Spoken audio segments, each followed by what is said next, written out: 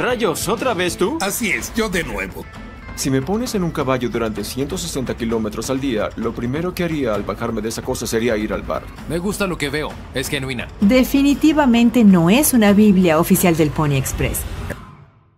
¿Cuánto vale realmente un fragmento de la historia americana? $250,000 por una guitarra gospel de Sammy Mosley, solo por quien la tocó. $55,000 por un Colt de 1884 supuestamente usado en las guerras del rancho de Wyoming, que termina valiendo 5 veces menos. O tal vez nada por unas fotos que, según su dueño, mostraban al legendario Jesse James, pero resultaron ser de cualquier desconocido del siglo XIX, para entender por qué algunos objetos históricos son tesoros invaluables, mientras otros son apenas souvenirs sobrevalorados. Acompáñanos en este viaje por la tienda donde la historia y el dinero se miden cara a cara. Número 8. Mini pistola Pinfire austriaca. Un hallazgo sorpresivo en la tienda de empeños. ¿Qué sorpresa nos dejó ese día una mujer con cara de tía que siempre guarda algo extraño en el bolso? Apareció en la tienda con una mini pistola Pinfire austriaca de tan solo 2 milímetros que había encontrado en una caja de recuerdos que le dejó su madre. Rick y Chom-Lee no podían creer lo que tenían frente a ellos. Un mini objeto tan diminuto que más bien parecía un llavero con ganas de causar problemas. La mujer, con esa energía de quien sabe que lo que trae tiene una historia pero no sabe bien cómo manejarla, explicó que no conocía mucho sobre la pistola, pero la quería vender por unos $100. A lo que Rick, siempre curioso, le explicó que estas mini pistolas se fabricaban entre 1900 y 1930,